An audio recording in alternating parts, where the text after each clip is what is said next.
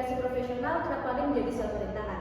Namun, apabila kita dapat menyampaikan pesan dengan baik dan juga tepat, kita tidak hanya akan menyelesaikan suatu rintangan tersebut, tapi kita juga akan mencapai suatu kolaborasi yang lebih aktif dan juga lebih baik lagi ke depannya. Nah, sebelumnya perkenalkan, nama saya Elsa Zahra Sadana. Di sini saya sebagai perwakilan dari kelompok 1 yang akan menjelaskan hasil dari diskusi kami mengenai PT Masterindo Jaya Indonesia. Nah, jadi pertama-tama saya akan menjelaskan apa sih latar belakang dari permasalahan tersebut, yaitu PT Masterindo Jaya ini dia memiliki permasalahan dalam komunikasi horizontalnya, di mana dia itu memiliki kekurangan dalam komunikasi antar divisi. Nah, kekurangan ini disebabkan oleh beberapa faktor. Faktor yang pertama yaitu adanya perbedaan geografis. Nah, perbedaan geografis ini misalnya ada divisi marketing yang dia itu terletak di Surabaya, sedangkan ada juga divisi yang lain yang terletak di Gresik. Nah, adanya jarak ini tentunya memberikan sedikit menyusahkan mereka karena dengan perbedaan tersebut mereka jadi kesulitan dalam komunikasi. Selanjutnya yaitu adanya penggunaan bahasa teknis. Nah, pada PT Masterindo Jaya ini tentunya tidak hanya ada di satu divisi saja, tapi ada beberapa divisi yang berbeda. Nah, pada divisi yang satu mungkin ada yang menggunakan bahasa yang lebih teknis, sedangkan ada divisi yang lain yang yaitu menggunakan bahasa yang sederhana. Nah, divisi yang lain ini mungkin dia tidak memahami bahasa teknis yang digunakan oleh divisi yang lain ini. Kemudian setelah itu ada perspektif selektif, yaitu mereka ini memiliki perbedaan pemahaman terhadap informasi yang diberikan seperti itu. Lalu ada penyaringan informasi. Ada satu divisi yang yaitu menyampaikan informasi yang cukup panjang, kemudian divisi yang lain itu menangkapnya berbeda dengan apa yang telah disampaikan oleh divisi tersebut. Jadi informasinya itu dipotong sehingga hal itu tentunya akan menyebabkan miskomunikasi. Selanjutnya adanya sistem organisasi yang tidak baik. Nah, jadi dari permasalahan dan dari faktor-faktor yang sudah disebutkan tadi, di sini kita membuat rumusan masalahnya. Yang pertama ada geografis tadi, yaitu terpisahnya divisi marketing dengan divisi lainnya tadi.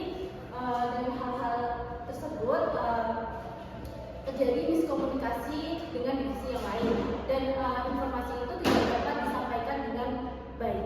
Kemudian pada bahasa tadi yaitu adanya latar belakang dari beberapa divisi yang kemudian divisi yang lain tidak dapat memahami bahasa yang digunakan oleh divisi yang menggunakan bahasa teknis. Nah, selanjutnya yaitu adanya perspektif. Nah, perspektif ini yaitu adanya keberagaman persepsi, yaitu ada divisi yang yaitu menganggap bahwa divisinya itu benar dan divisi yang lain juga menganggap bahwa apa yang disampaikan oleh divisinya itu benar. Seperti itu. Nah, selanjutnya yaitu penyaringan informasi tadi yang memungkinkan adanya pengembangan dalam informasi yang telah disampaikan. Selanjutnya yaitu organisasi. Karena adanya hambatan komunikasi antar divisi tadi, maka alat informasi dalam keseluruhan sistem organisasinya itu memiliki ketergangguan. Lalu selanjutnya yaitu solusi yang kelompok kami buat atas faktor-faktor atau permasalahan yang ada tadi. Yang pertama yaitu dengan melakukan penjadwalan rutin untuk koordinasi. Nah, penjadwalan rutin ini mungkin bisa dilakukan dengan melakukan rapat dengan online ataupun juga bisa sekali melakukan rapat dengan offline. Nah, rapat online ini mungkin bisa dilakukan dengan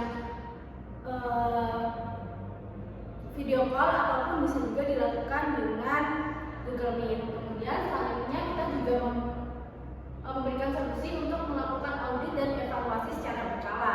Nah, evaluasi ini juga dapat dilakukan melalui Google Meet tadi atau bisa juga dilakukan berkala secara offline. Nah, selanjutnya yaitu menerapkan sistem ERP, yaitu sistem enterprise yang dilakukan secara real time. Lalu selanjutnya ada panduan dokumentasi yang itu disepakati bersama sehingga mereka itu memiliki pemahaman yang sama untuk suatu hal. Nah, selanjutnya untuk memberikan persamaan persepsi tadi, kita juga dapat mengirimkan seorang perwakilan yang dia itu fungsinya untuk menghubungkan semua divisi yang ada. Lalu di sini kita juga dapat melakukan transparansi tujuan agar semua divisi itu dapat menjalankan perannya dengan baik. Nah, yang terakhir di sini kita membuat sistem feedback yang jelas, yang tujuannya itu semua itu dapat mengerti bagaimana feedback yang akan disampaikan. Nah, mungkin ini saja latar belakang rumusan masalah dan juga solusi yang dibuat dari kelompok kami. Kurang lebihnya mohon maaf. Terima kasih atas perhatiannya.